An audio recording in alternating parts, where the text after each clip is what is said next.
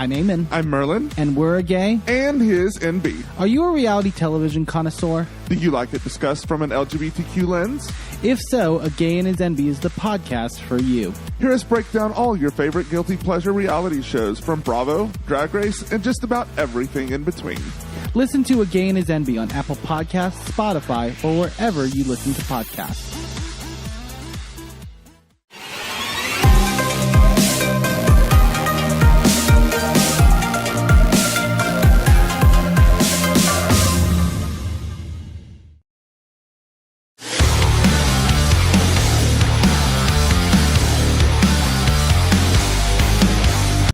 The Wrestling Mayhem Show. Since 2006, the pioneer in pro wrestling podcasting. This show is brought to you by IndieWrestling.us and IndieWrestling.network for your independent wrestling entertainment. Slice on Broadway, supporting Pittsburgh podcasting with the perfect pepperoni pizza. Just wait, just wait, just wait, just wait, just wait. Wait for the perfect time, then attack. Don't give up what you want, take it back. Wait for the perfect time, then attack. Do what you have to do, make it last. Wait for the perfect time, then attack. Don't run, boy, this will change the back. Wait for the perfect time, then attack. Wait for the perfect time, then attack. Try it again. It's the Wrestling Mayhem Show, episode 970. Tuesdays, we've been talking about professionalized wrestling. I'm Mike Sorg at Sorgatron on all the social medias. Here in the Sorgatron Media Studio in Pittsburgh, Pennsylvania, coming live to you here on a Tuesday night as we do. We got some fun tonight. We're going to get into it. First of all, with us from the Riz Cave is the Riz. Hi. Hi, welcome, Riz Cave. It's me. Hi. Welcome. It's very foggy here, as you can tell. In foggy Monroeville, in the Mville. I can't wait to talk about wrestling, Sorg. Yay, let's get into it. Wrestling, puppets, forbidden doors, and the wrestling event. Also with us from upstate New York is Mad Mike. What? Yeah. You got Yin's glasses, sir. I sure do. Explain to people what's going on in your face. Well, these are specialty Yin's glasses that was part of a Pittsburgh Pirates promotion. Why y'all fuckers don't have them, I don't know. Yeah, But Yin's. So they are the Yeet glasses. Yeah, there was an official WWE like bobblehead glasses night kind of situation. It actually says WWE and Pittsburgh Pirates on the side. That's that Fanatics connection right there. I was looking on. I want to like before we go into our guests, I kind of want to say that during this, I went into eBay. Mm-hmm. First of all, the bobblehead itself is $79. Woof. No, the glasses are $30. Mm-hmm. Nice. Or you can get. Hear me out. A bobblehead of former Pittsburgh Pirate pitcher and former WWE superstar Rinku Singh, aka Veer Mahan, That's the ultimate connection. for $29. Okay. 99 cents. Okay. Or the best offer. Love it. Love it. Does if you hit the button, does it say Veer is coming? No, because he looks very skinny in this. I don't think he's not employed anymore. He's not employed anymore, is he? He's not with the company anymore, is he? No. Okay. Anyways, we do have with us a special guest. It's been a while since we've had him on. So long that he changed his name and has some new accoutrement, if you will. But back with us is, let me get this right, the Revenue. Ron Hunt is with us. It's like I paid you for that commercial. It is so great to be here. Same me, same mouth, bigger money, bigger things happening. Let's talk money, baby. You are wearing, for those on audio, you are wearing a money boa. Yes. Straight from my bank account. Okay. I could use some help with that. Is that where you're billed as now? Yeah, well, I'm billed from a lot of places. It depends what side of town I'm on. Sometimes I'm billed from PNC Bank. Okay. Sometimes I'm billed from America. Okay. It just depends what type of time it is. But I'm never billed from Huntington. Smart. That's my mom's bank. Mm-hmm. Smart. My condolences. Tell her to talk to me. We're gonna get it right. Oh no, there's not a lot of options up there. Anyways, yeah, we're gonna talk about a lot of things with the Rev. This is, you guys know the history of Rev. We usually have the most interesting and longest episodes, I think, when we have you on, right? I don't know if that's a good thing or a bad thing. Dense content, I don't mind. Either way, so we'll get into it. First of all, we're going to talk about, like I said, I already teased the way I already did that part. Well, let's talk about Triple Mania, the triplest of Triple Manias to ever Triple Mania. It was live on WWE's YouTube, as well as everything else, as well as HBO Max in Mexico, apparently. And it was hold on. Yes. So AAA Mm-hmm. got a streaming event on HBO Max before AEW did. Well, they're on there. They have a different deal with them. It's like TNT Sports and all this stuff. So like their show. Okay. Also, like I don't think AAA has a show. I think they just have events. Like it's kind of like a New Japan model. Because we go like it's not like they don't have like a AAA Dynamite. You know what I mean? So so yeah, there's that kind of thing. So either way, they're on there, and I just happened to flip through like my appy thing and noticed that was a thing too. So it was on there, and I think they said something like 4 million views in the first 48 hours, hitting just all kinds of records and stuff like that. Triple Mania and beyond. Obviously the most viewed Triple Mania ever, right? So you guys watch live? Yes. Yeah, I had it queued up on my TV, and before the stream even started, there were 40,000 people waiting for the stream to start. Oh wow. Yeah. That's damn good. Yeah, that's amazing. Like people were looking forward to this. They were plugging it. Now again, this is when we talk about it's Triple Mania. And this is the first one I'd say fully under. It was a couple of things. First of all, it was the first kind of WWE Triple Mania, right? There was an event. Was it another Triple Mania? I think the Regalia one a couple months ago that happened like in May, maybe. That was still kind of hard to figure out when it was, when the Garzas won the belts and everything like that. So this is the first one they kind of opened this up, right? And Dom showed up at that one, right? And Dom, yeah, I think Dom had maybe shown up at that one. I mean, there's another event. The Doms. What's that? The dirtiest of the Doms. The dirtiest of the Doms, yes. Sucio de Dominic Mysterio. Yes. So this is going on, and obviously it's become more accessible. So which is what I've been looking for, is a better way to watch AAA, honestly. And there's been efforts, but that's been part of like Triller Plus and things like that over the years. Our friend Joe Dombrowski was part of the English commentary team, for instance. Sometimes it'd be down there, sometimes it would be remote. You're familiar with New Japan used to do the same thing over the years as well. So this was a really big upgrade for this kind of things. And also, it was a lot of fun, I thought, that the English commentary table got the reverse Spanish commentary table treatment during this show. So, but generally, like, I don't, I watched bits and pieces. I watched, like, parts of a Triple Mania in the past, a little bit of YouTube, this, that, and the other thing.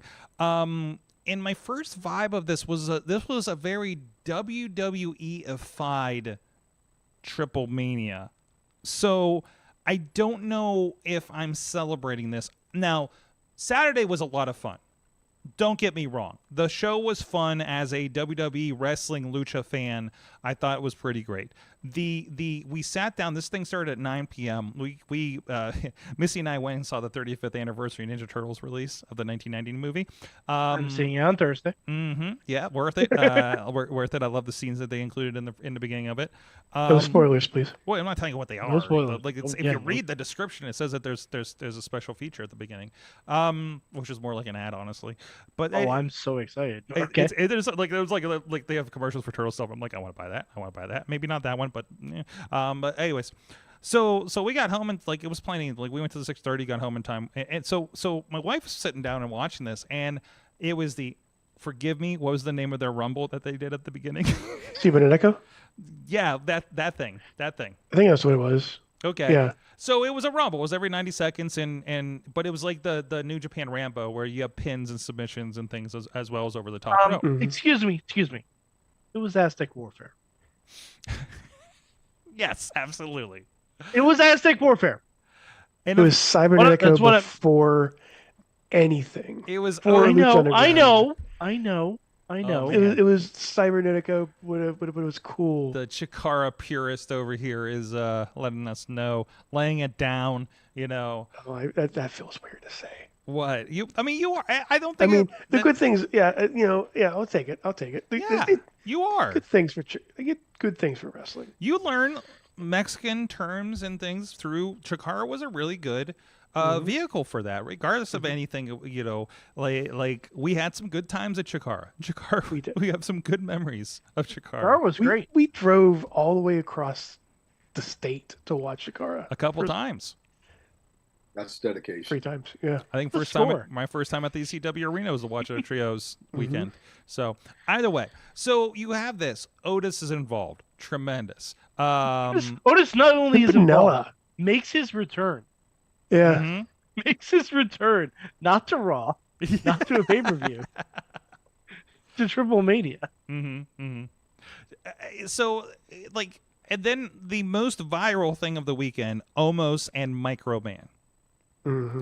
Microman, who I've told, I can't remember if he told the story on the show or if this was just telling me. Beastman thought he killed him one time in a match. So quite possible. Yeah, absolutely. This was, damn it, this is so good. But also, I'm also sad because Omos came out in that, so he's obviously not a Grande Americano.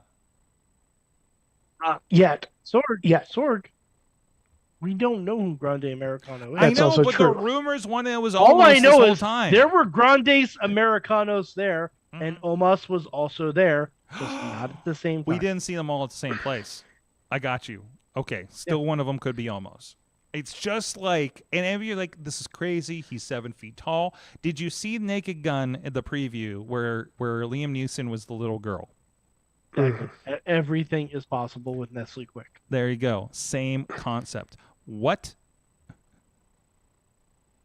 Why are you looking at me, Sorg? Because you're the one that's on screen. I can't switch you. I was going to say, I didn't say that. I'm waiting for Mike. I'm waiting for Mike to say it so he comes back on screen. Everything is possible with Nestle Quick. Why is Mike not coming up? Anyways, either way. I don't know. Either way. God.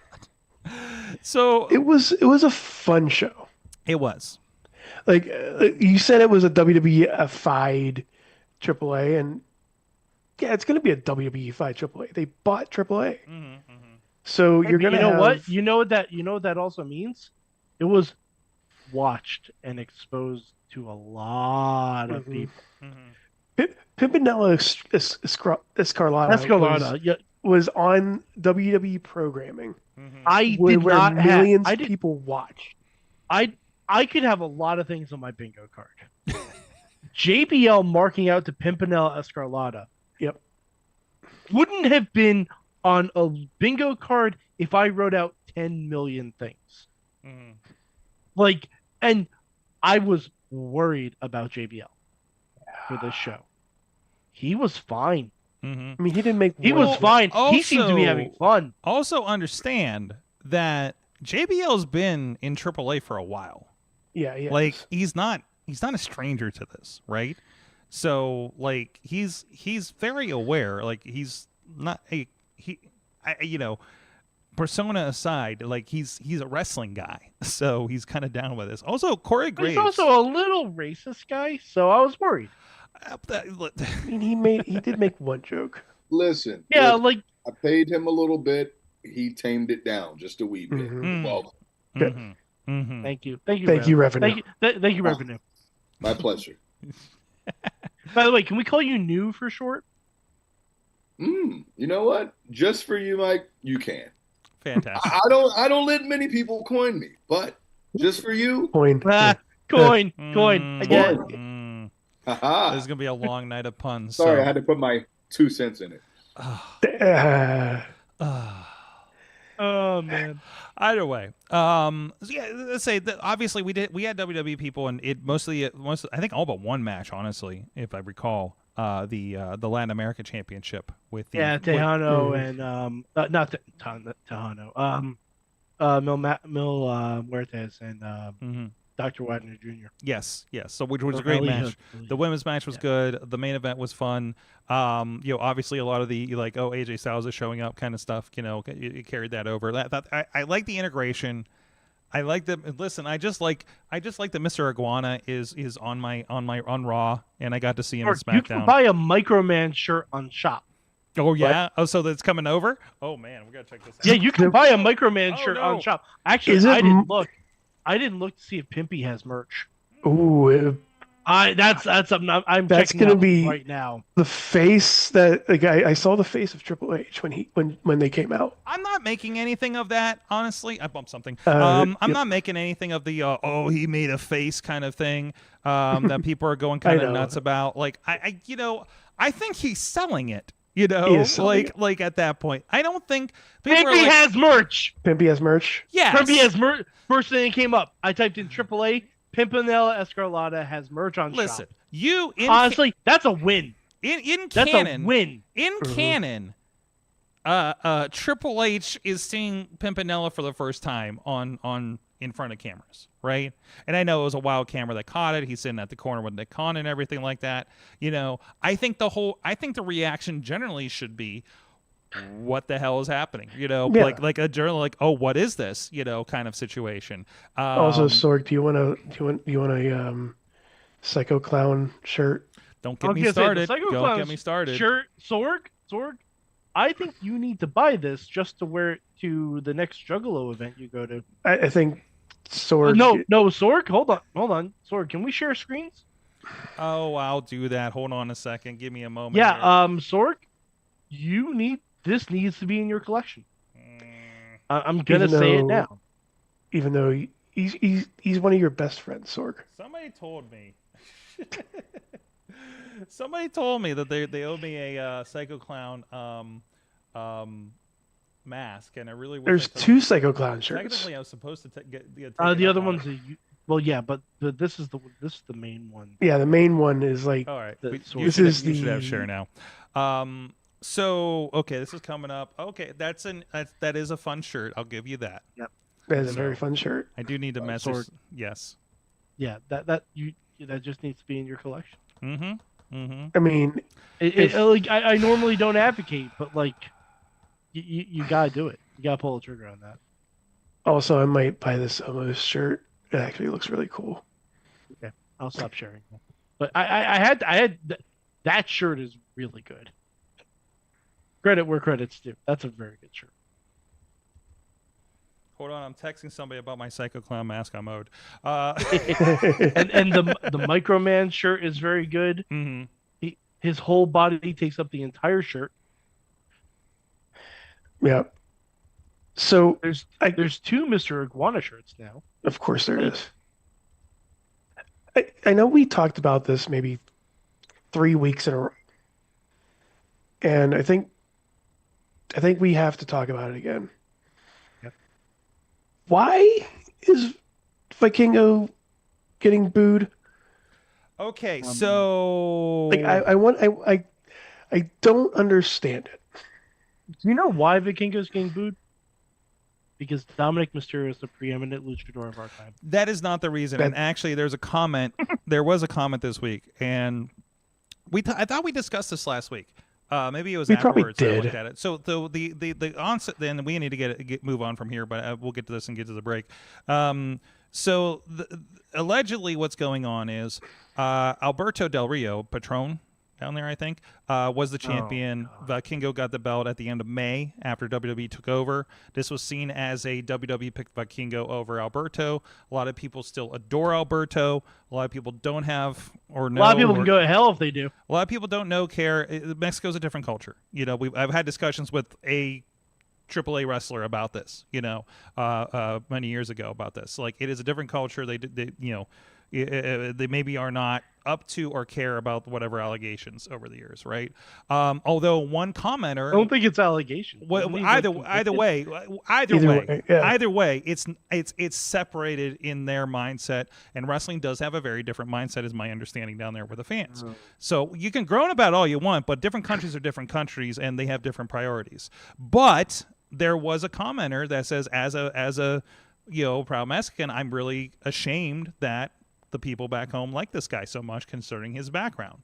So you're not in mass, this may be a problem. So now there's more of an issue, and it's wild because Vikingo was the only face in that match, I think. So you wouldn't know it because they're cheering the shit out of El Grande. And I mean, but I think El Grande has been down there a few times and has really like gotten himself over there. Like, I mean, by his singing and almost German accent for some reason. I mean, some people sound weird when they sing. That's true. So, and either way, hey, let's take a quick break here. But in the meantime, God, I have some people. Somebody just messaged me a production truck for $25,000. Do it. Let's go. One of our friends of the show just texted me this. This is unrelated with the text I just sent. By the way, it right outside RWA. Oh my God! If I had 25, you know what? If I had $25,000, I'd have a production truck and we could take the Mayhem on the road. And you know how you can help us with that? By going to patreon.com/Wrestling Mayhem Show and giving us a hand, giving us a couple shekels over there, and we can fundraise for this thing. In the meantime, Dragon Lee, I forgot about Dragon Lee. Excuse me. Dragon Lee, I didn't know he's a face because it's covered. Dragon Lee is a face. Yes, he is a face. He's but with anyways, the LWO. Thank you, everybody, to support the show. Patreon.com/Wrestling Mayhem Show. Fan of the show, Bo Diggity! Woo! As well as Team Hammerfist, Tupac family, Brubba Brewer of the Triple B Podcast and APWF, Jason French, the Poppy Club level, Dave Prop Pod Podner, Wrestling Trench Kincaid, and T-Pop to Prince of Pro. And at the Pizza Club level, the Riz.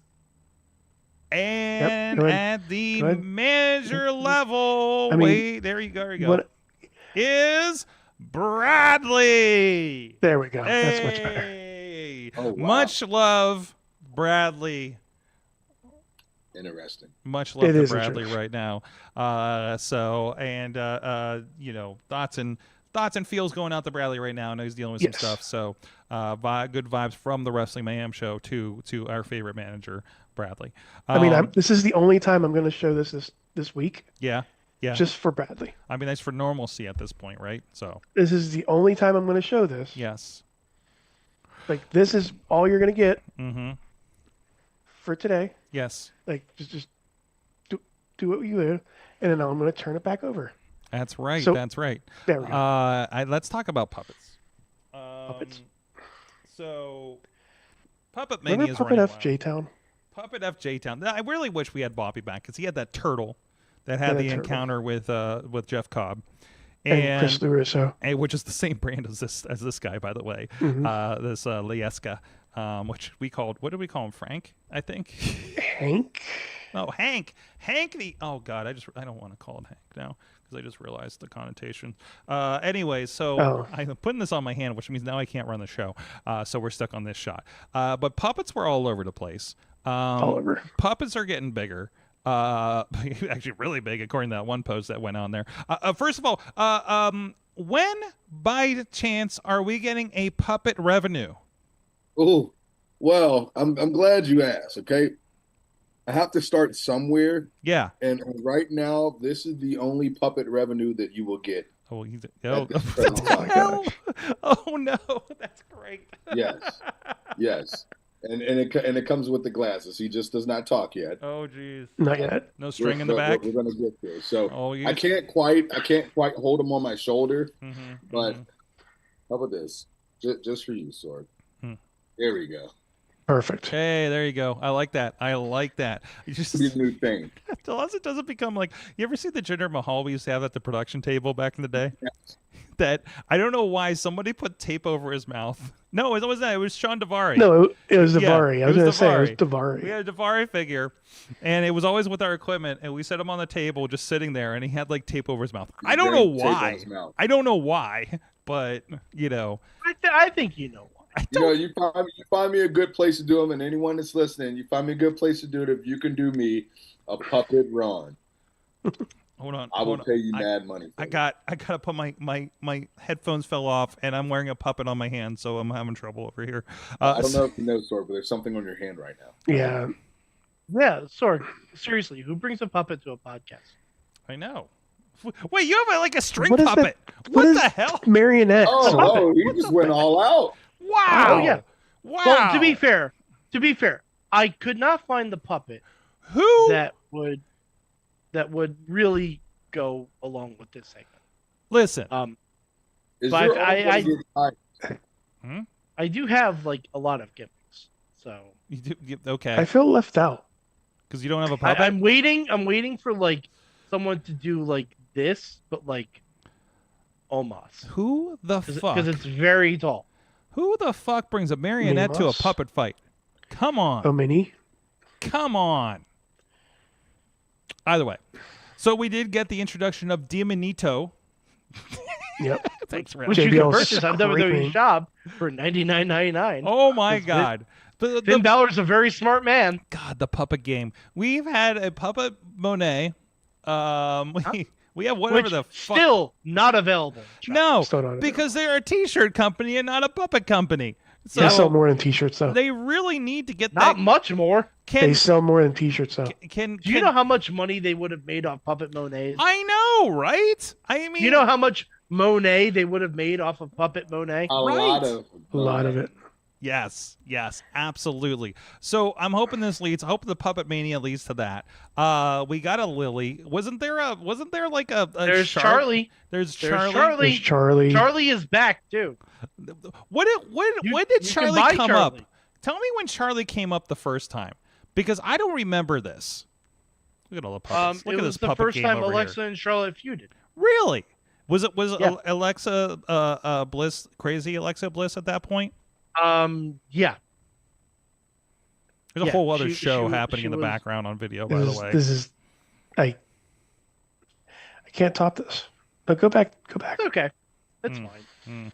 Mm-hmm. He's just chilling. I got this thing when I was like 10. It's like one of those yep Muppets kind of deals. Like you can't even see it, but he walks too. I bet you Whoa, got. put some clothes on that thing. Look at that. God, he's naked as hell. Put some Yeah, I know. clothes on that thing. You got that thing. Hey, you know what? I don't shame him. You got that So thing at a it's a children's family museum or friendly something, show. right? I think. I don't shame him. He's fine. Well, either way. He's fine just the way he is. So puppet. Okay. So anyway, so Puppet Mania is happening. Puppet Mania has always been happening. There was a tweet that says I've Ever always since Mr. wanted Sokka. wrestling to just be the Muppets, and we're kind of getting it right now, and we're getting it across like Triple Mania, WWE, AEW. We have a damn actual ventriloquist. What the fuck is that? Yeah. I think that's just somebody that's good at putting you to Wow. sleep. But either way, did you wipe your mouth with let's- money? Yeah. Either way, Yes. okay. Indeed. Wow. Can I do an experiment with everybody here for a minute? Yeah. Okay. You know that the new that trope of like make a new movie or make a movie better by replacing everybody but one person with a Oh, Muppet? I know what you're gonna do, and I love it. I So- can tell it already. We can go one of two ways. Okay. Either a match or a faction Mm. where everybody but one person's a Muppet. How about an angle? An angle. Yeah, let's do an angle. Angle would be good. Bloodline. But who's the real person? Sammy. Yes. So you want to know what this reminds me of? Have you guys ever watched the movie The Happy Time Murders? I sure have. I don't This think I have. very I want much to. Reminds me of what this would be in real life. Oh man. God, I'm I don't think I've seen trying- that. Oh, You haven't seen Happy Time Murders? You would have to stay up after the show and watch this. And I would not be mad if I get a random response at like 3-4 o'clock in the morning. You know what? I do have to edit, so this might happen. I don't think I've watched it. I wanted to. Oh, sorry. I it's really fun. wanted to. It's stupid, but it's fun. I remember seeing the preview and I was like, I Sorg, need to it's see on this. Netflix. Yes. Okay. All right. Hold on. I Just might have. imagine like a Dark Side of the Ring involving puppets. Mm-hmm. Mm-hmm. Sorg, it's got Melissa much to do. McCarthy, Maya Rudolph, Elizabeth Banks, Joel McHale. It's a stacked cast. Absolutely. Is it actually on here? Happy Time Murders. There's also a game where it's kind of like a demented Sesame Street that you're in. So there's that. There's that new boxing game Really? that's all felt. It's like it's a Muppet, like a puppet boxing game. It's a kind of like Punch Out, I need to but with puppets. I need to double check what country I'm in. But one thing I'm going to say, because I kind of always say this whenever we have something weird like this. Mine would be the Kai and Tai and Val Venus segment. Who's the person? Who's the person though? Is it I feel like it should be Yamaguchi-san. Yeah, it would be Yamaguchi-san. Okay. All right. If I had to pick an angle, and it would be the Kane, Daniel Bryan, John Cena, CM Punk, Love quadrangle, and AJ Lee is the real person. I like that. Rev, what's yours? Ooh, I would say. See now you got me started, man. Can I go like OG like Edge and Lita? Absolutely. I thought about it. I thought about it just because I wanted to save Lita, make her a puppet, and have Edge have a live sex celebration with a puppet. There's no law against it. No. Nothing in the rule book says. Is it Muppetality? In most states. I mean, someone's definitely getting felt up in that one. Okay. Come on, felt puppets. Someone's getting stuffed. Revenue. This is why we love you here. Listen, that's why I'm here. That's why I get paid the big bucks. That's why they call you new. That's why. That's why. Good old new.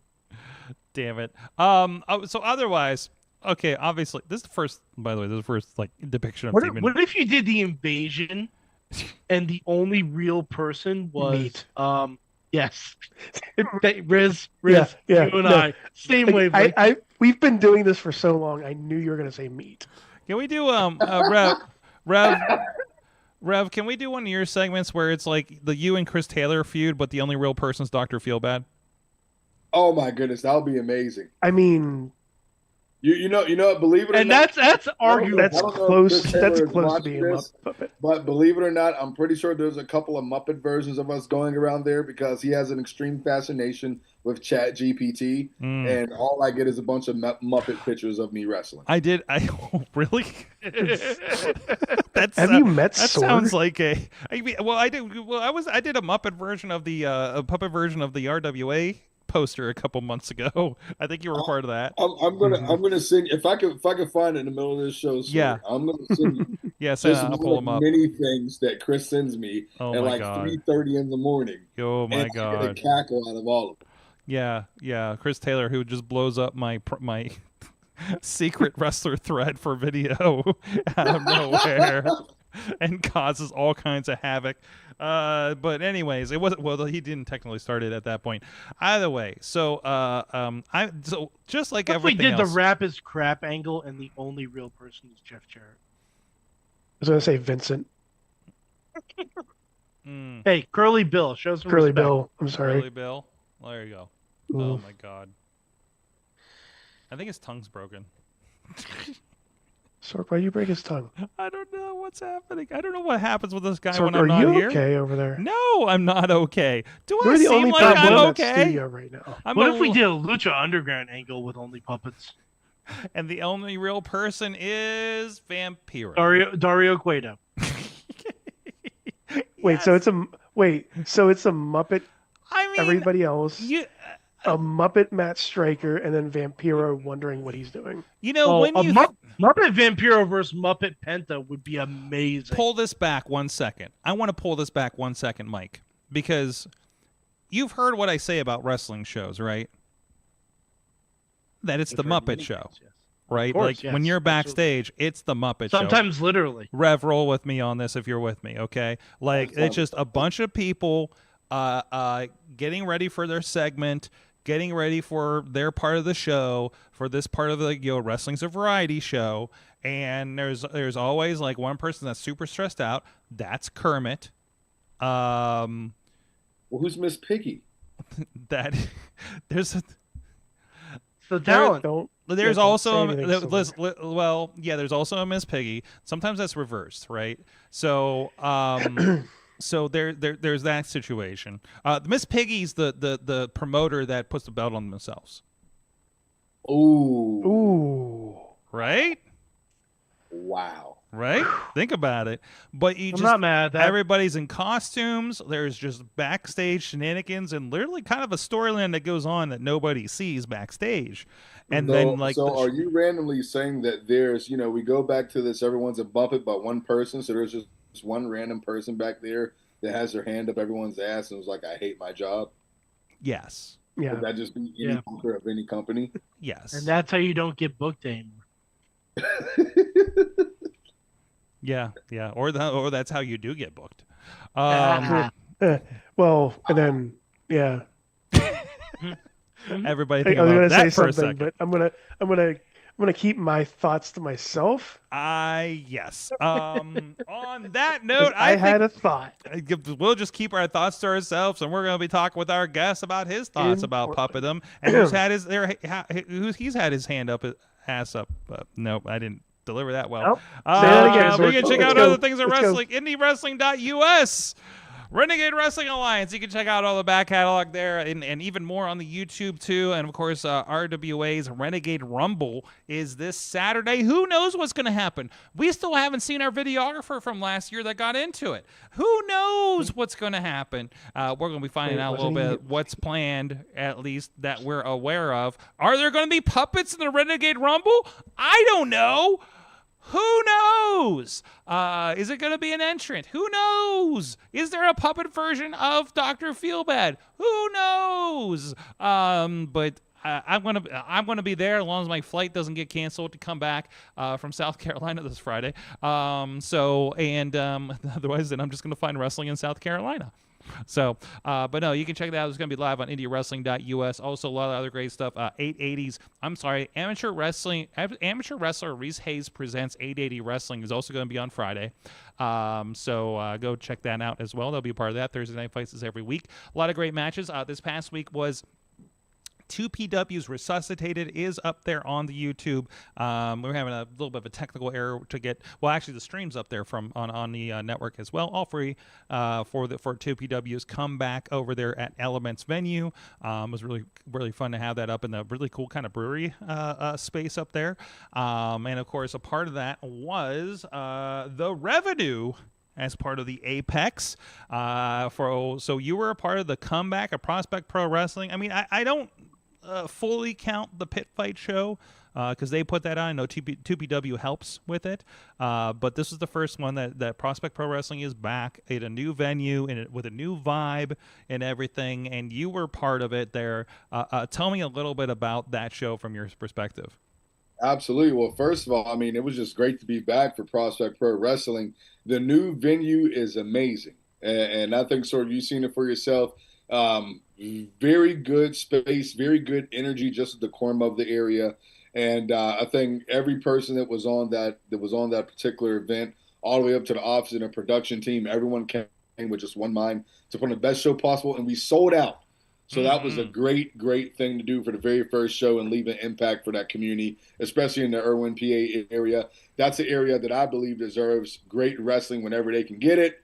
And I think everyone delivered that. I wish we would have delivered them a little bit of something more with the Apex. We gave them everything. But you want to talk about a venue, from the people that work there to the bartenders to the crowd to the performers to the production. I mean, everybody was on one mindset. And that was just to have a great night, leave everything at the door, and just come to enjoy themselves. And I think that's what everyone did at that show. Mm-hmm. Absolutely. You were in a tag match, of course, with Tad Jarvis. Look at that money. Look at that money. There you go. We'll leave that on for a second there. No, it was a really cool vibe. Slay's a little weird because there's fans by the lights here. It looks like the screen's flickering, but it's not. It's just what we had, right? But no, it was a lot of fun to get together with that crew again. Man, I obviously a little different. When he was out in the ring too, I haven't seen Marshall Gambino this happy in a long time. Yes. Like, and his ring didn't catch fire this time. yeah, that was great. That was a great bonus, right? But no, like, I can't remember the last time I've seen that man smile around a wrestling show. So it was I think one of the things that really stuck out to me is right when I was preparing to leave. No lie, not exaggerating.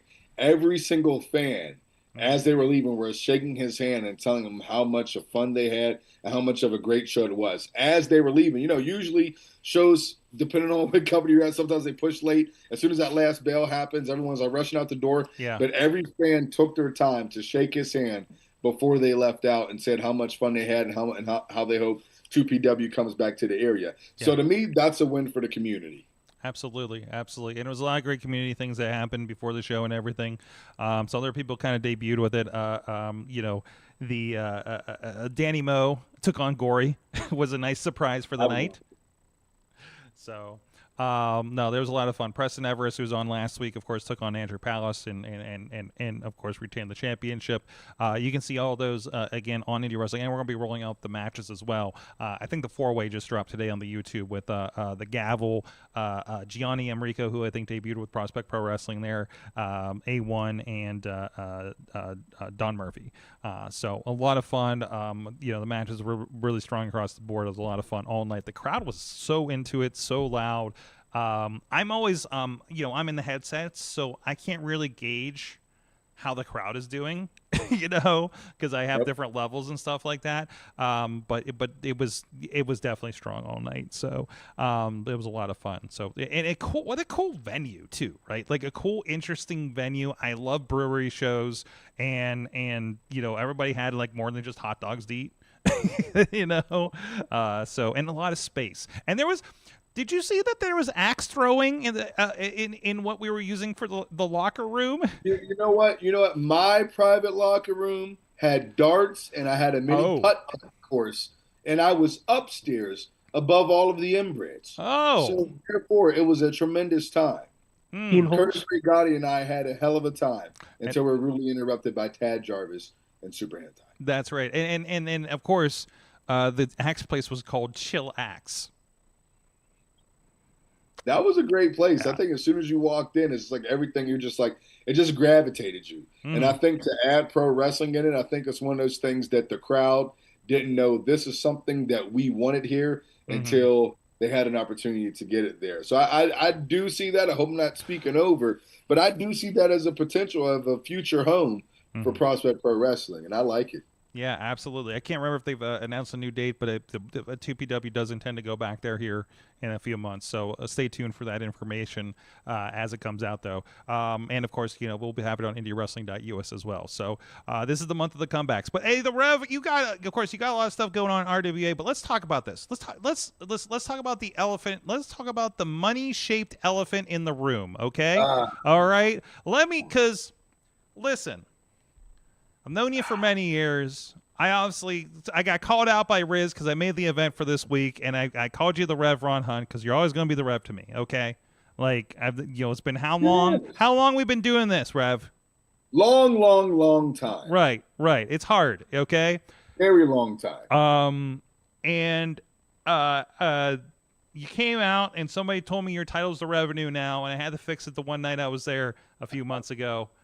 Tell me about this. Tell me why have we elongated the Rev to the Revenue? And are you the Revenue, Ron Hunt? Are you just because I think you explained to me just put the Revenue.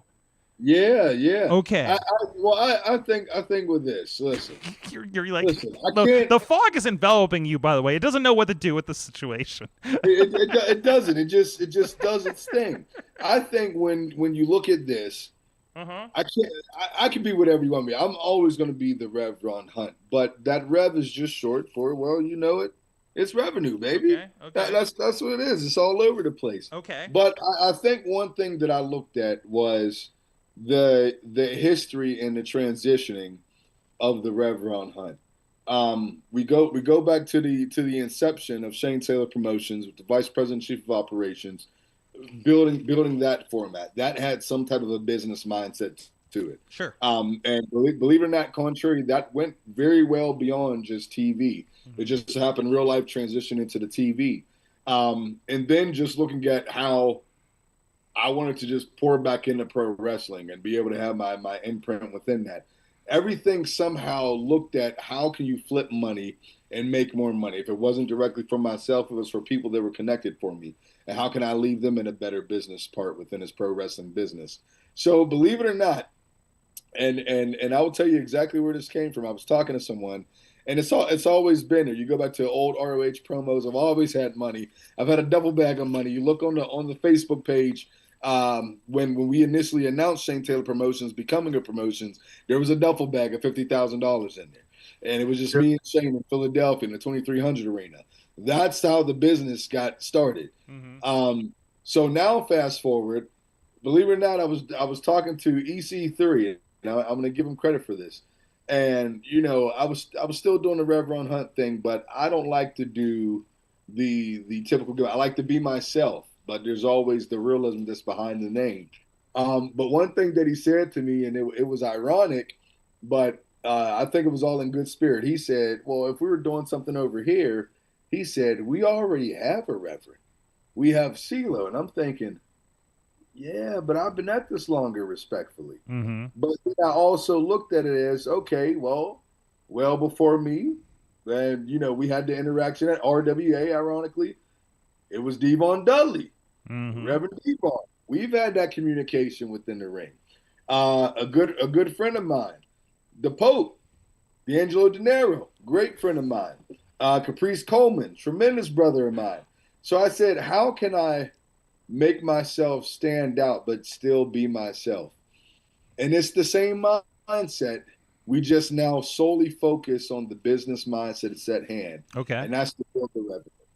And that's what it comes down to. Every company that I touch, I want to leave that company better than before I got there.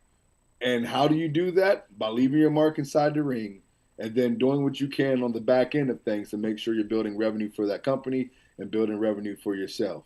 And if it looked like money and it smelled like money, well, baby, it must be money. Okay. I see your brain turning. Yes.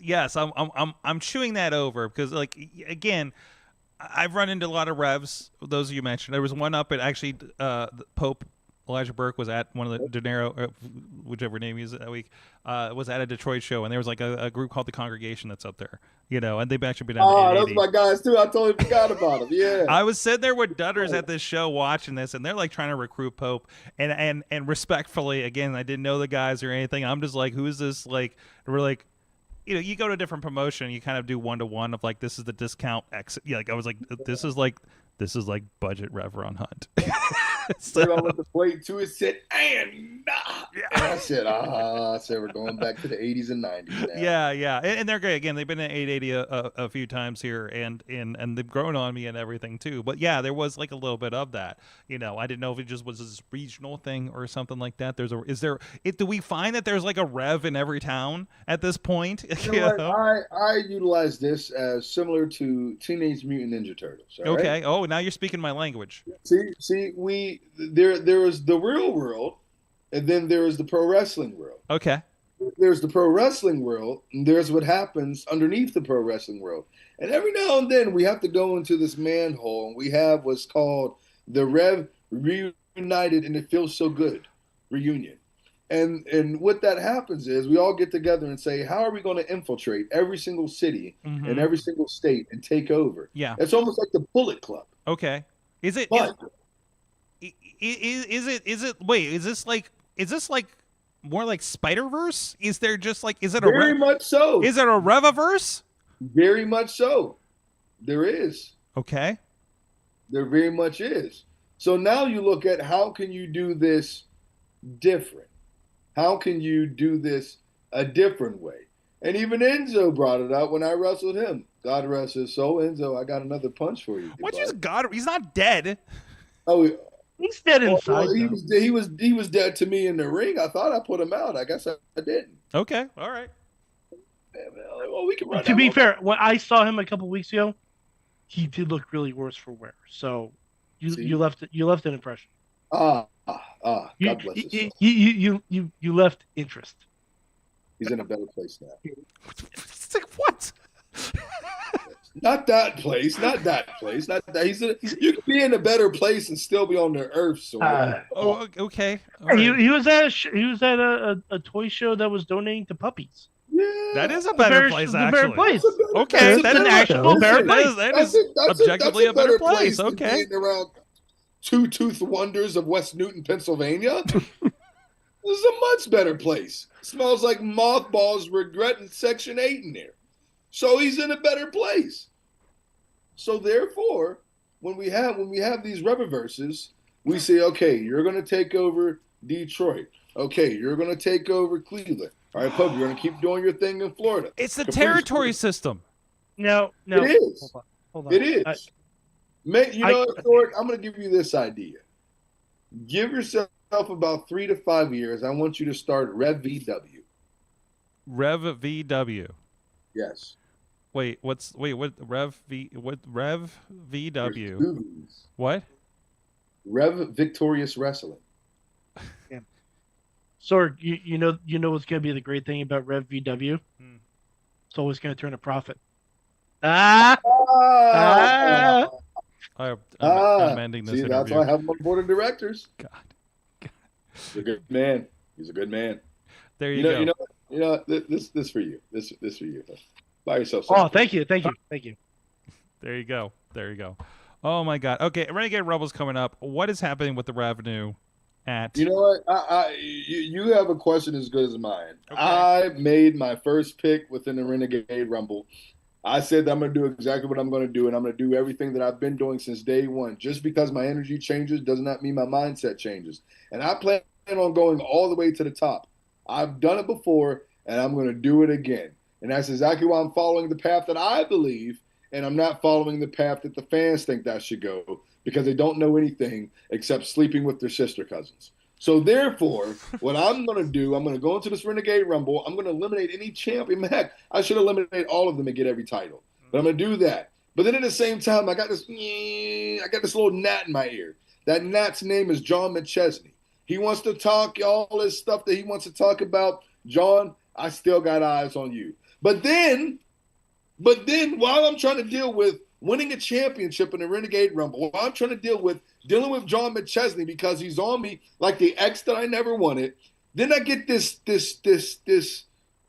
kid named Dave Jameson that leaves from some trenches of the swamp somewhere deep in the butthole of McKeesport that wants to stick his nose somewhere and tries to make a name off me. And that, quite honestly, I don't respect.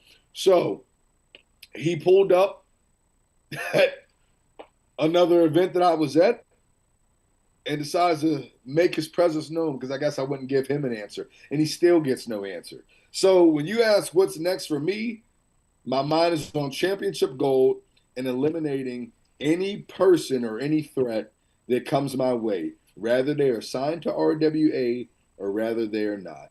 And that's where I am. I feel like this second half, this back half now of 2025 is going to awaken a new violent me. And honestly, I'm scared about it. Okay. And it all starts at the Rumble, right? It all starts at the Rumble. What's your strategy? All roads lead to Revenue Mania. Do we need to trademark that? Is that do we need to get the .com on that one, or what's? Yes. You hold your business. This is the money line. Okay. We don't do the finger. I love the bloodline. We do the money line. That's the acknowledge. That's the acknowledge. Acknowledge me as your financial chief. Acknowledge the revenue. Acknowledge the revenue. That's for you too. That's for you too, Mike. Thank you, sir. Let me see. 10,000. Thank you. I got a little one. Still wrapped too. That's nice. Oh yeah, it's clean. Like it's definitely clean. I don't ask questions at all. I'm not asking. I'm not saying anything. It's all legal too. It's wrapped, so it's fine. All right, I got one last question for you, Rev. Can you join our Patreon? Oh, I can. Yeah, I can. I support people that support good business, and good business is the way of the revenue. Because apparently it's a $25,000 TV truck I need to buy. You know what? How about this, Sorg? How about this, Sorg? I meant to bring this up. I really did. What's happening? What's happening? Hold on, I just dropped your rent money. Okay. I apologize. Here's the thing. You talked about this truck, and I've been dealing with this, and maybe we can all figure out this answer together. And Riz, I might need your help. Mike, I might need your help with this. Okay. They said pull the truck up at RWA. If you talk to anyone close to me, I have really been fighting the urge to just have a tour bus every single time at RWA. To just park it on that hill. Mm-hmm. That nobody wants it to park on. Park it where they said we can't park the U-Haul. Yes. And then I want to throw a party and charge like $50 a head to just have like a pre-show party inside of the bus. And then I just go from the bus, Cody Rhodes style, into my matches. They're like, "Oh, where's Ron at?" "Oh, knock on the door." And I'm just gonna come out like Goldberg Lil entrance. Wayne. Yeah. Oh, it's You know what you can do? Everyone in the party could carry you out. That way, you don't have to exert any extra energy. So if Adam Rose had the Rosebuds, what would my people be? Would they be the accountants? Like, I can't dress them like druids, but what would I dress them with? And I feel like, and then if we're talking about that, I mean, the main event is my you people. could dress them like coins, and they could be your loose change. Hmm. You came here for the ideas. That's This There's always is now turned into Shark Tank. Where We're an idea factory. Wrestling. We always have been. Wrestling gimmick Shark Tank. Actually, I kind of love this Oh idea. my God. We might Really have good something idea. for that. That's actually This a is really this good is idea. something that you're on to Who something. do we get? We get like what? Chris LaRusso, EC3, Joe Dombrowski. and Joe Oh, Dombrowski. you need Joe Dom. Yeah, those are Yeah. the three people that I've heard the most like the best. And then you have criticism. like one visitor in every week, and that's a like rotating, like a Dario Cueto or something like that, or a Jimmy like, DeMarco. Jimmy DeMarco, DeMarco, perfect, yeah.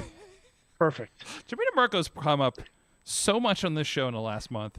I had a dream about Jimmy DeMarco. Oh, no. Okay, he just was there. Like things were happening. Sorg, you should save that for me. Things were happening with Jimmy No, DeMarco? there was like a wrestling match happening. And he just like was beside me, ready to go in the wrestling match, and I was just like, "Oh, hey, Jimmy," and that's it. Nothing else.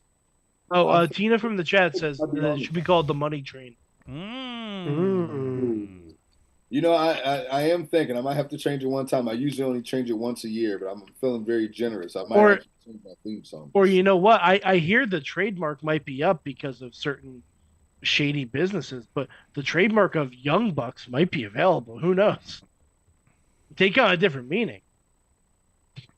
Ooh, hey, how about the Profits? As long as I'm not from the street. Yeah, exactly. It's true. The high class profits. I mean, listen. Maybe the suburb profits. Ooh. Okay. See, we're on to something. Now, but then I feel like I have to. If I bite someone, do I call it the Bitcoin? There was already the Bitcoin boys. Mikey Montgomery was Oh, part you of know that. what? I don't think you want to do that. Yeah. I was a fan of them. Yeah. I forgot about them until you said that. Yeah. I was a fan of them. Yeah. Now, Maybe I can improve it. if you bring back your the casket match gimmick, would that be called a cryptocurrency match? A crypto.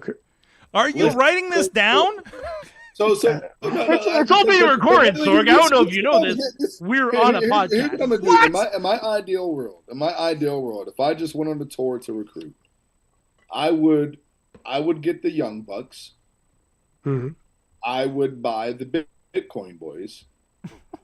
Who else would I buy? I don't know if you can get Bitcoin boys because one of them just enjoys wrestling now. Can I, if I can bring back one wrestler, and I was a real big fan of him, can I bring back Darren De Niro? I don't think yeah, I think you can. Hold on, hear me out. Here's someone that's still available, and he is all about the money, and he used to work in Las Vegas. Shane McMahon, thank you. I was gonna say Kevin Nash, but listen, bring back Vinny Vegas. No one's using that trademark. You You just need a tall guy. I know a guy who's 6'7". You know, a couple guys who are 6'7", Sorg. I might know one. I might have to talk to one. I might have to talk to one this Or Saturday. if you want to Has make the it, same pants, there I is think. one. Can we talk about that for a moment? Go If you want to make it more intimidating, he could be Vincent Vegas, and he could come out looking like from Pulp Fiction. We should mention that at RWA this Saturday is going to be the RWA debut of Pretty Boy Smooth, who's been making waves on NWA Power. Obviously was the Midwest champion with NWA Exodus that we've been covering over the last couple of years. So, like, that's a big addition to the show. Huge. Yes. I don't know. I don't know if the RWA fans know what they're getting into with PB on this one. You know what? I have a prediction that a lot of fans are going to get visually pregnant. Huh. That's a take. Anyways, this Saturday, Revenue's a part of, again, Renegade Wrestling Alliance's Renegade Rumble, featuring Pretty Boy Smooth and the rest of the roster: Crash Jackson, Brandon Day, J-Rock. Ava's on there as well, has been a part of the show. Gianni, a bunch of people. John McChesney on the poster as well. Boo. Yes. Yep. Sorry about that. Either way, you have to share locker with him a bunch of places, don't you, these days? He was at 2PW as well against Zach Nystrom with a great match. But either way, the Revenue, Ron Hunt joining us here. Getting ready for that Renegade Rumble. So there you go. So you turned the fog off. Thank you. Yeah, he's like that. Yeah. We can actually see everything now. This is great. We're going to take a quick break. We'll be back, and we're going to be talking about Forbidden Doors, as well as the wrestling show after this.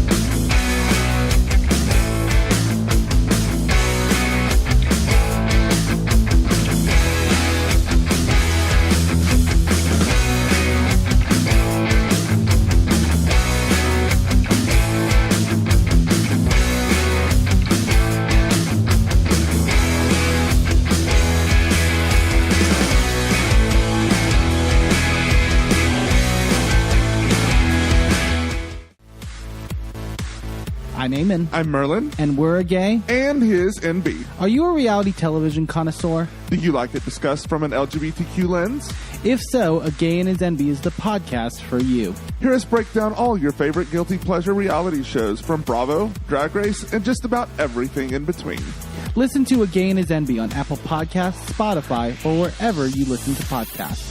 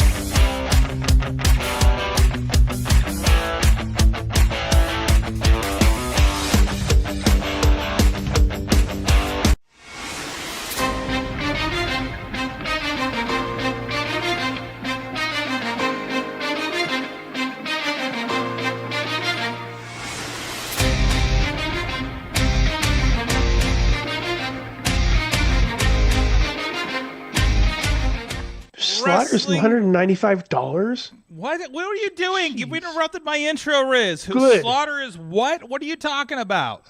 We were looking at cameos, Okay. and Ben Mike pointed out Tomatonga's $10,000 Okay. for a cameo. Which I say I is wonder if the only thing he does in his cameo goes, yeah. No, like I said, I think that is the price of somebody who doesn't want to do cameos and was asked to do them by WWE. So he said I his don't know, price. because I'm not seeing a lot of WWE people on here. Really?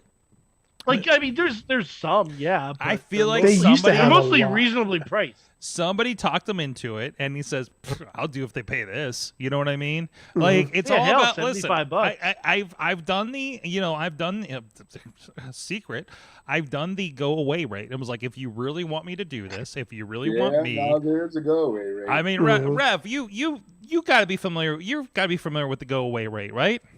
I charge one indie promotion over $1,000 and some to go 15 minutes from my house. Hint, hint.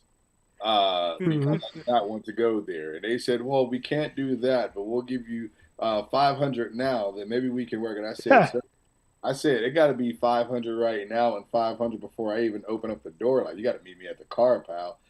And he was like, "Oh, we can't do that. Could we work something out?" I said, nah. What's always amazing I actually haven't had this happen too often, but when they actually take it, right? So and also like. So I thought the go away rate was just going to be like 500 or 600, and the guy surprisingly said yes very quickly, and I said shit, and then I said, well, that's actually the down payment. That's half of the, and then once I doubled it, then he's like, no, I said, woo, jeez. That's how you become the revenue, though. Hey, listen, that's yeah. what you make what you need. Some people cut up T-shirts and make quilts, and some people just get $100 bills and make boas out of it. Wait, are you talking about the mutual acquaintance that happened? Yes. Okay. I'm not gonna out them, but like I remember that it was very cool actually. So, anyways, we should get that person on the show soon. By the way, so God.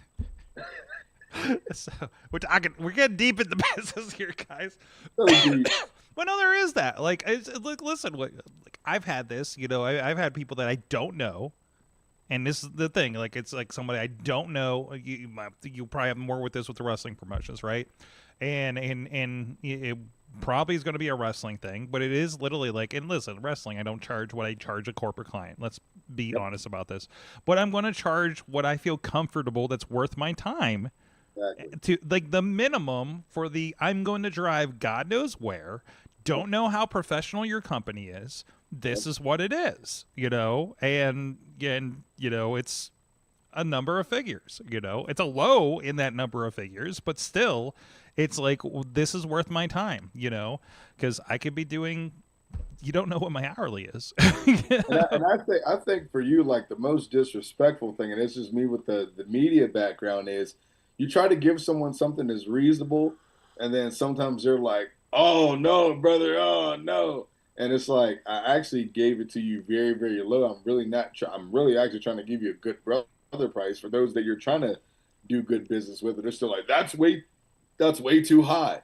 And then honestly, man, it was talking to Shane with me. It was one of those things. He said, "Listen, your rate is your rate, because if they really want someone, they'll pay whatever to bring someone in." And as I said, I do not envy any wrestling promoters, because some of these guys, I just don't understand, for the sake of business, how you can even break even if you just paid the rate for that one former TV guy that is a good hefty amount, and you just had a one-match card and it was just him, and you sold out. The numbers really don't add up then. So it's like somewhere someone is taking a loss somewhere. So sometimes you just got to stick to your price. Yeah. But remember, there was a benefit show, and somebody told me the rate of like bringing up a really big name guy, and it was in the four figures. Yep. And I was like, how are we making money for the school in this? And they were like, well, that's their problem. I'm like, okay, So, and then I heard something very. The principal got in the news. So turns out, I think there was some sketchy stuff going on. But allegedly. So who knows? I wasn't there. So, anyways, let's get back to business. Talking about forbidden bookings, let's talk about forbidden doors. Nice transition there, right? So, I love this double rev thing I got going on now on the video side. That's gonna be Two is better than one. One is a loneliest number. I need a third screen now. But thank you, Tina, for sending me the updated card for Forbidden Door. We have what we have 3, 4, 5, 6, 7, 8, 9 matches. That sounds like that's a light card for AEW, and we don't even. Well, they haven't announced the pre-show. We don't even have 0-hour matches yet, you know. But either way, so you know, it's gonna. Damn, that's a lot of fucking matches. It's in. I'm here for it. I'm gonna pay for it. I'm good for it. You know, I want to sit here Sunday and watch it. You know, after a full weekend of travel and wrestling shows on our side. I'm Sorry, just, go to a Dave and Buster's. No. Why? This is a fun time. No, I want to do it in the. I don't even care if anybody comes over. You know, but you know, I'm going to sit down and watch it on my TV. I don't want to sit at a Dave and Buster's. Like that's. Why are you sitting at a Dave and Buster's? That's no. I can pay more for food. I want to pay more at Dave and Buster's than buying the pay-per-view. No, you won't. Yeah, I will. You get one appetizer, a couple, and one beverage that refills the whole night. You don't know my methods, Mike. Anyways, I will pay less than going to a Dave and Buster's, is what I'm saying. Enough. So there you go. I'm taking a swim. I'm going to go buy a pay-per-view and come back and watch it. Either way, so what we have here, and again, you had a comparison point here. Like, obviously, Forbidden Door was the whole point with, like, New Japan and everything like that. But, you know, it seems kind of light on the New Japan when we look at this thing. Yes, go ahead. I will say this, though, and this is... It's light on New Japan, but it also has CMLL. It also has Stardom coming in, so it's bringing in something. But there's a lot of AEW on AEW. Like, well, yeah, and I know the G1 is going on, so that probably has a lot to do. Actually, I think the G1 just finished. Actually, finished. But they're in that G1 mode, so there's probably going to be like a lot of injuries and people needing rest and stuff because that's a heavy tournament. And you do have to build angles and whatnot. You can't show up on Dynamite if you're doing the G1. You know what I mean? And you do have big names from New Japan too. Yeah. Okay. So like let's break down. Let's break down what we do have. On the New Japan side, we do have. I mean, we have Kyle Fletcher and Hiromu Takahashi for the TNT Championship. That's Forbidden Door-ish as far as I'm concerned. For the TBS 4-way, we got Mercedes, Alex Windsor, Persephone from CMLL, and we're going to have somebody from Stardom that's yet to be announced as of this graphic, at least. Okay, we do have the cage match, or the Lights Out Steel cage match with Young Bucks and Death Riders, and Gabe Kidd, who is kind of been a halfway, like both. He's Death Ride-ish. He's Death Ride-ish, but I still consider him a New Japan guy. And then we have Takahashi and I guess Ibushi is a. Wait a minute. So let me back up a second here because I'm looking at this. So the president of New Japan. Takahashi's in a different match. Takahashi's in a different match. Small text, excuse me. Tanahashi is teaming with Ibushi, who left New Japan saying some really nasty things. So the president of New Japan is teaming with Ibushi, who departed on some rough turns in New Japan last I knew. So, okay, I guess they patched it up for this, right? Or does he turn on him? It's wrestling, it turns out it's wrestling, and it's all a fucking work. Turns out, we're gonna get her Sennekin against the winners FTR and Brodito. I love Brodito's the name of the team, by the way, so I'm kind of here for it. You got excuse me, Edge and Christian. I don't give a fuck. Against Kip Sabian and Nick Wayne. You mean you're not signed up for Cope Cage? Cope Cage? Is that what they're calling it? I have no idea. I'm not here for that. Zack Sabre Jr. and Nigel McGuinness. I am so happy of this, although Daniel Garcia is going to fuck him over. Yep. That technical spectacle match was so much fun on Saturday. It was just holds and holds and double holds, and it just looked like a blast, except for the people in the holds. Okada was Swerve. that's a dream match in the making right there. Paige and MJF, and then Athena and Toni Storm. Regardless of how much, is there enough New Japan, whatever the case may be, this is a pretty tremendous card, and I'm looking forward to it. So I'm actually probably more excited for this card than I was for All In. And it's going to be in London. Is this the O2? I think they are. So like this is pretty stacked, and we'll see what happens 0 hour. We're probably gonna have a lot more on the 0 hour between CMLL and everything. And my God, I caught up on Ring of Honor today. It's so much fun.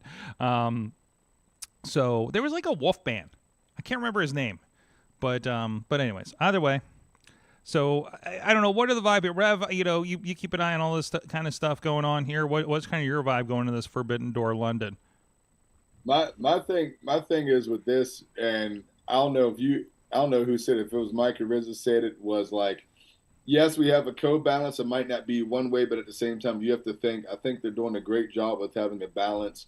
We're still getting more international eyes in certain ways, shapes, and forms. And granted, I know everyone likes to put that little competition together. First of all, let me say for all the noobs out there, you can still work for separate companies and still be very good friends with people. Yes, WWE people are friends with AEW people. Yes, they both watch each other's products. Now that we got that out the way, let's look at it like this from a business standpoint. While right now, respectfully, AEW is in their own lane and they might not have a natural gravitational pull just from one single three-letter company like a WWE would be after those years of building that global phenomenon. They're using the different outlets that they have in order to still bring those different international eyes together and also putting it in international territory. So I think from a business standpoint of things, that's freaking tremendous.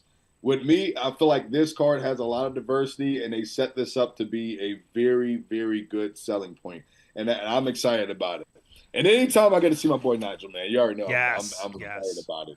And so I think the way that they put the card together, I think we have a smorgasbord of a lot of different styles that's going to mix together. I feel like every fan's going to get exactly whatever their favorite particular style of wrestling is, and then it's going to be a win-win for everyone.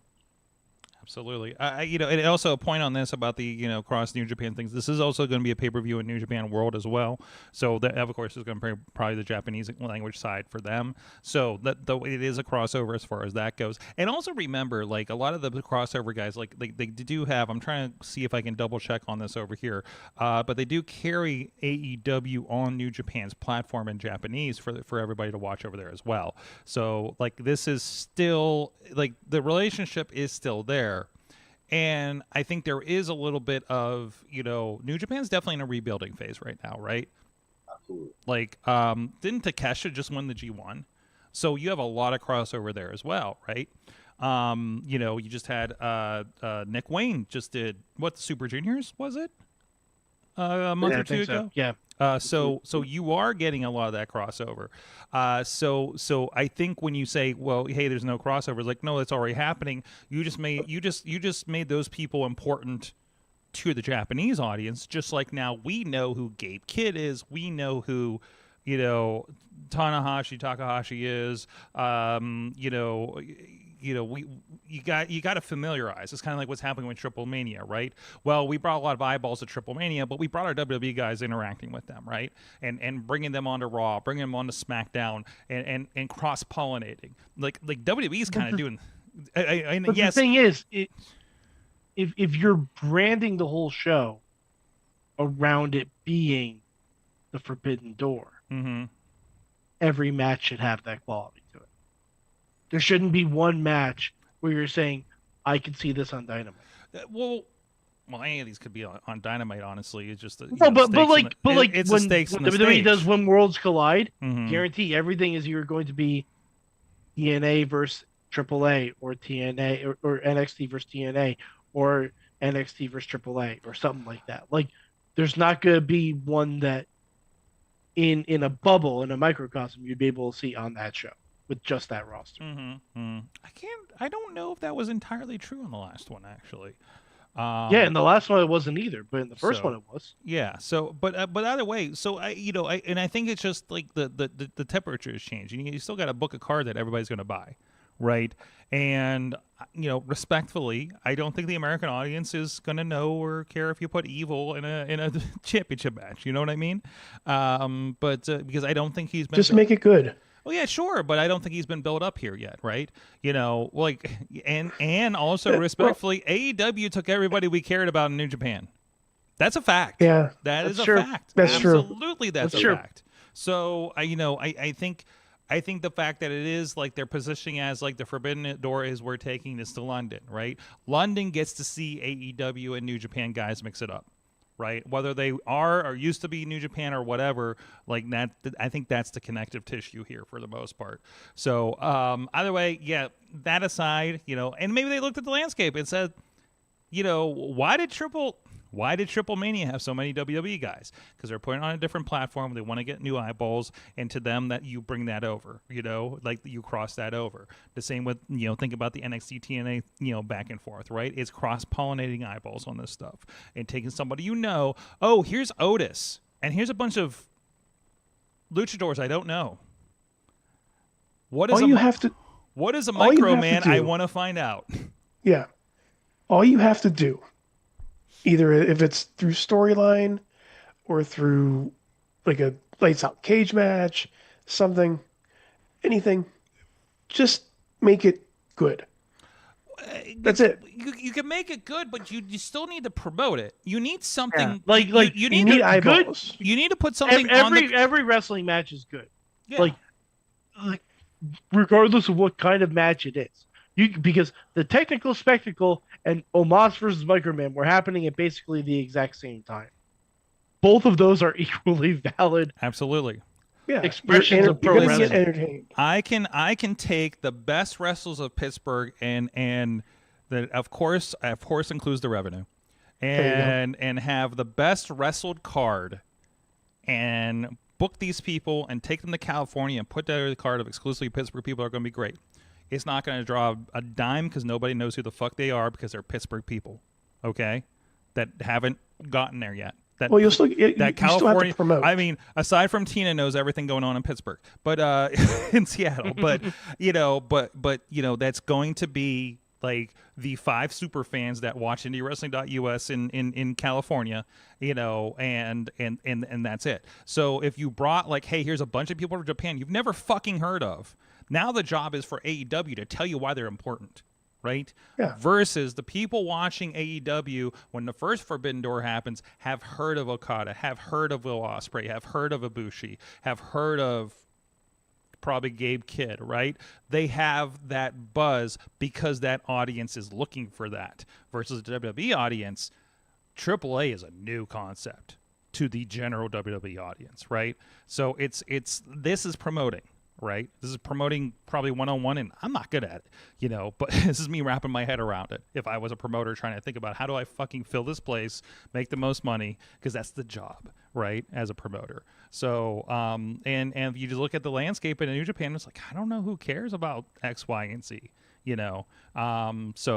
but maybe that's what the pre-show's for. So you have a better base, so you can have more dream matches next year when somebody else pops up, gets fucking shown to the world in a crazy match that you didn't expect at Wrestle Kingdom next January. And then by the time you get to July, August, whenever we do this event next year, you're like, fuck that guy. I want him against Takeshita. I want him against Jon Moxley. I want him against Will Ospreay, because that's not going to happen in New Japan, right? That's the job. And the work needs to be put in now to do that. So that's my soapbox. I think it's a fine line of you see this from the small level of independence all the way up to national, international TV, where you have, how am I going to sell this for the physical fan base that's actually buying tickets, that we're putting butts in seats? Then also in the contrary, how am I also selling this for those that are at the further reach, that I can get them via online, via the pay-per-view buys, or what do we call it now, premium live events. So how do you sell on both spectrums? And the way that I look at it is you have to have like that perfect balance, because if I focus so much, that we have, even independent companies that they focus so much on the internet darlings, what's getting the clicks, what's getting this, what's getting that. And yeah, you'll get the ratings that way, but if you solely focus on that, you might not get that many people physically there, because the people that's physically there, they might want to be invested a whole nother way. Yeah. At the same time, I can't just focus on them, because we've also seen companies that have been satisfied because they keep getting the same consistent people coming, but they're not growing. You're just maintaining a same number. So, I mean, it goes all the way up the hierarchy of it. Just as you said, Sorg, it's like you have to have that perfect balance. You have to still be able to give your fans that are your loyal ones exactly what they're looking for, and at the same time still present them with something new. And the way I always tell companies, like, your loyal fan base is always going to be your loyal fan base. It doesn't matter if you're bringing someone, wherever, from the independent level all the way up. It doesn't matter. They're going to be with you because they've already been with you. Just keep giving them a consistent, solid, quality match. But now at the same time, how do we get new asses in seats? How do we sell more tickets? How do we get more clicks online? How do we get more clicks on the website? You got to be able to still sprinkle in a little bit of those dream matches that, okay, people are satisfied. Man, this is great so far. Holy hell, what are these guys about? And all of a sudden, you wowed them. Yep. Now you're hooking your original fan base even further, and now you're still bringing in those internet ones, or those ones that haven't seen this. Like we said, for example, and nothing against them, but WWE, majority of the WWE fans, all they know is WWE. And if you haven't wrestled for WWE, you ain't doing nothing. You're not a professional wrestler. It's just somehow how that mindset is. So how can I sprinkle in a little bit of this and a little bit of this, a little bit of AAA, a little bit of this, and now how can I say, hey, this has been out there all this time. You're now just getting onto this and thinking this is great, but they've been at this for a close 15, 20-something years. You're just now seeing it at this level because it's mainly what you've been watching. So it's just about really finding that balance overall. Absolutely. I've said it before. Like, I keep on saying this before. If it wasn't for watching a WWE commercial in 2006, 2007, whenever that time was, I wouldn't have found Matt Hardy versus AJ Styles. I wouldn't have found IWC. I wouldn't have found Sorg. I wouldn't have found anybody here. But that snowballed into me coming to IWC, coming to indie wrestling, watching indie wrestling, watching the program, getting invested. So yeah, I get what you're saying on that one. If you showed up to IWC in the mid 2000s for Matt Hardy and AJ Styles, first time ever, and the rest of the show sucked, you weren't coming back. I wouldn't come back.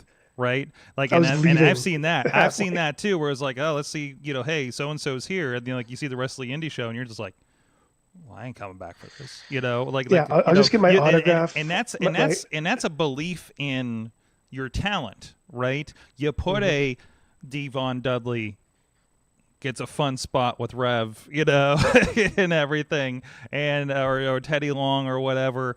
But my mom still talks about that. Yep. And but if you don't have your super hentais and your God, who else is on the roster at the time?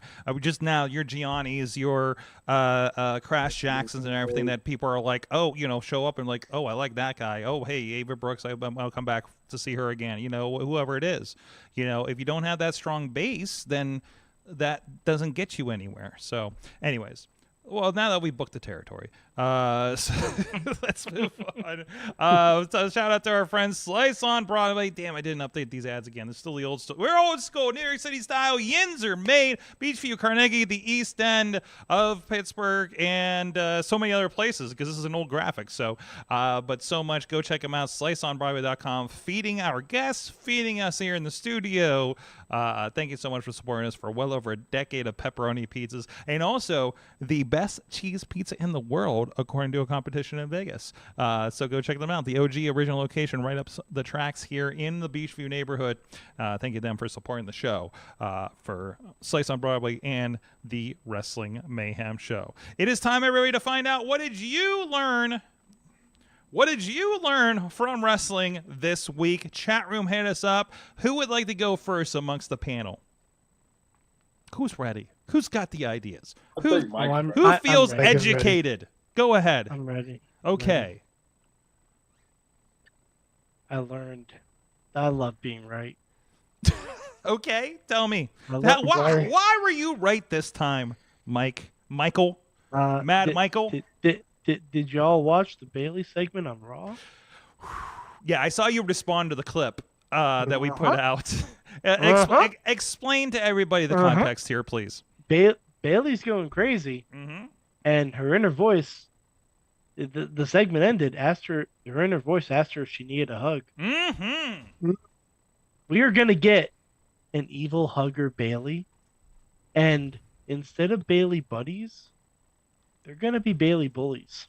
There better be puppets. There better be puppets. Let's be honest I about hope this. against hope that WWE shelled out the money, which it probably wouldn't take much because they're buddies, to Paramore to redo the Hugger song.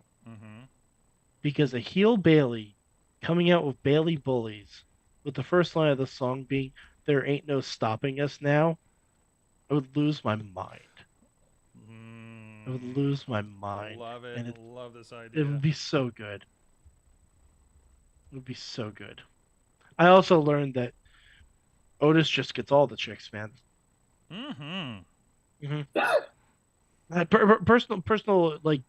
Personal knowledge too. Like he took a selfie with me because he's my wife's favorite wrestler. So I mean, and he was even like, for the wife. He's awesome. He just seems like a fun person to be around. He was he's a very nice guy. Absolutely. I love it. Riz, what did you learn from wrestling this week? I learned that Naomi can cut the perfect promo about pregnancy. Yeah, we probably should have talked about that. Oh my gosh, yes, I forgot. The perfect heel promo of announcing your pregnancy.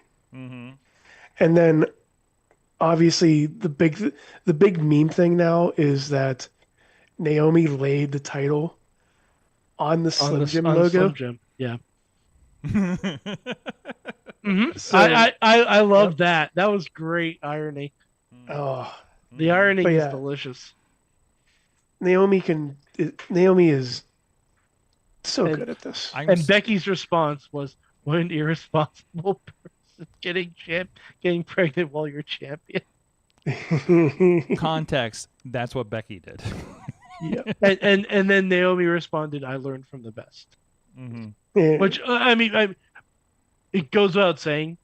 Congratulations to Naomi. We had to celebrate some type of way. Yeah, that's true. Excellent. That's true. Some people get skeeted. Rev, what'd you learn? Whoa. Good transition. I don't know how we got there. But I learned that no matter how many times I reinvent and reestablish a gimmick, it is nothing without a Muppet. So therefore, 2026, I will eventually probably have a Muppet. And a tour bus right next to your satellite truck. I tried to make you a puppet on Sora, but it just has you moving. I don't know, but it's kind of badass, actually. Bro, why does that look more like if I was still a maximum male model? It starts as you, and it goes like another kind of way. So I don't know what's happening here. That's what I get. I should have fleshed out my. I might try again here. Depends on how this goes. I just said. It looks like you. I just said make this. It looks like an ad for a fleshlight, Sork. Oh wow, I'd buy it. I mean, there you go. I'm throwing it out there. There you go. Sorry, you need to post that during Valentine's Day. Yeah, because all I found, I was just looking at stuff on your. You have the Valentine's card up from the TPW ones we did. Just do that to the non-royalties version of Rico's theme song in WWE. You look so good to me. There we go. I'm gonna do it just like that. There's the clip. Just a clip. Hold on, I'm rewriting my prompt real quick. I'm going to check the chat room. Okay, from the chat room, let's see what we got here. Everybody learned a lot of stuff here. Oh my gosh. Where do we start? Other than Dave Podner learned that we need a show called The Ladies' Man starring Otis. There's your reality show. If we were making some WWE Network shows. I missed. Oh yeah, got my Crevassier right here. There you go. T-Pop learned that Triple Mania that a father hoping the rail Hopping the rail Hopping to the punch out a heel manager will always be an incredible spot. Yes. Although with that jacket, he reminded me of oh God. He looked like Mickey Rourke. He reminded me of Matt Cartona's dad. So actually, and let's see. Oh no, did I lose it? She captured it. Fun. I think was that all I had. Oh wait, here it is. No, T-Pop also didn't learned learn from Triple Mania that Omos should absolutely be pushed as a top star in AAA. I want Omos versus Vikingo ASAP. Yes. Yes, that's a good base right there. Oh God, what did I learn from wrestling this week? What did I do in wrestling? We did 2PW. God, I learned from this week in wrestling. I learned there's not enough room in this town for two people to have money pants. Because I don't think Rev knew this, but somebody at 880 had exactly the same money pants that you did. The same money pants. The very same money pants, and it's been You didn't driving go me to the same bank to get them, though. It's been what's that? You didn't go to the same bank to get them. I think his might have been counterfeit, if you will. So I'm trying to see if I can. You know what? I should have set this up, but I want to see if I can find a match with this fellow so I can show you. Big Jim Fridge of the Department of Jocks.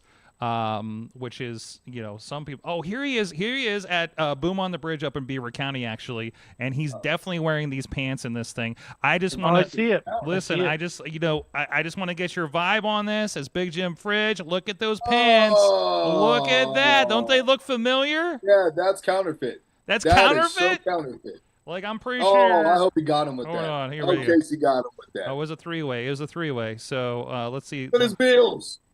Hold on. Where's he at? Okay, there we go. He's a house of fire right there, so you can get a good look at the pants. There you go. He's repping. It was working for him a little bit, but he's probably gonna get taken out soon. Very likely, actually. So he won a match recently. Interesting. Mm-hmm. You know what? The kid got spunk. Mm-hmm. I like him. He's But got those pants, that's definitely some counterfeit bills. I smell the Fugazi on them right now. Mm-hmm. Now you've gone to Money Overalls last I saw this past Friday. Yes, indeed. Because if it don't Get make some more money. sense, so Yes. now we got a little bit of the MVP-ish style of the singlet with the cutoff sleeves. Big shout out to my guy. Big shout out to my guy. He's been doing a lot of the gear around the area. So. Which is, I mean, for many of us who don't know, he's done gear for Remy, he's done gear for the runway. A couple guys helped with Drew McIntyre, DML Aware on IG. That's my guy right there. So make sure if you guys need any type of gear, that is a person to go to. And at the same time, which is one of the things, if you go to DML Ringwear on IG, he is also the guitarist for the band. Well, Code Orange, the one that did Bray Wyatt's theme song. So it was something we've actually had some talks about that. I had a couple of run-ins when I did some X work for WWE, and just everything that people talk about the energy of Bray and everything toward that extent was complete to a T. And I will tell you this: Eddie Guerrero was the main reason why I started wrestling. It was something that clicked to me. I want to say 1998, Bash at the Beach, him versus Chavo, and the loser had to get their haircut match. I bawled my eyes out when Eddie died. Mm-hmm. This is the second time, and I've been to a lot of wrestlers' deaths. This has been only the second time that I cried this hard next to Eddie Guerrero once Bray Wyatt passed. So it was cool just to be able to get my gear from him, share my story, and then tell him how Bray's song Shattered actually had a deeper turn on me for the positive. So it's been something that's kind of got me through a lot. So to be able to really put a face to it and be able to call him a friend now. Then also now my new gear maker, it's a win-win for me, man. So I wear that new gear with pride. And you will be seeing it at RWA when I punch John McChesney in his face and I eliminate everyone in the Renegade Rumble. There you go. Looking forward to it. I'm hoping none of my camera ops get involved this week. So I'd like them to stay. Although one's training to be a wrestler. Just your camera ops, Sorg? I mean, I didn't say anything Rich about... said he was being my manager. I didn't say anything about my replay person, Riz. I'm just saying, Riz, I don't feel Riz, so, for I all don't you feel so know, good, Sorg. for all you know, I'm in the Rumble this year. I don't feel so good, Sorg. Why'd you tell me to bring my gear, Sorg? I always tell you you. don't- I you always don't- say you don't bring have your gear. gear. I You always always say bring your you always bring your gear. That's always the thing you do. I always bring a camera everywhere I go. You bring your Why'd gear you wink everywhere at me you when you go. said it? I mean, Rev, hypothetically, if Riz is in the Rumble and you weren't in it, what advice do you have for him? If you are in the Rumble and I'm not in it, I will tell you that if you win it, all of this is yours. Mm. All of this is yours. Mm-hmm. So think about it. Think about it. Okay, good, because I will buy you Yeah, as probably many not gonna win. satellite trucks as you want, please. Riz, Okay. Just bring some handcuffs. I'll Handcuff just yourself stay to in the bo- corner to and the like, bottom rope Nobody puts and Riz just in. wait it out. and I hopefully no clowns come after me. Oh my gosh, yes. Don't get me started on the clowns. Oh boy. Either way, guys, thank you so much. The Psycho or revenue, otherwise. thank you, the revenue, for joining us this weekend. RWA's Renegade Rumble. If you're not in the greater southwestern Pennsylvania area, to go to West Noon, go get your tickets, rwalive.com, or it's on indiewrestling.us. Final words? I love America. Okay, that's good. That's good. Thank you, Riz. Thank you, Mad Mike. And thank you, Mayhem Nation. We'll see you guys next week. Mayhem out. Just wait, just wait, just wait, just wait. Wait for the perfect time, then attack. Don't give up what you want, take it back. Wait for the perfect time, then attack. Do what you This show is a member of the Sorgatron Media Podcast Network. Find out more at sorgatronmedia.com.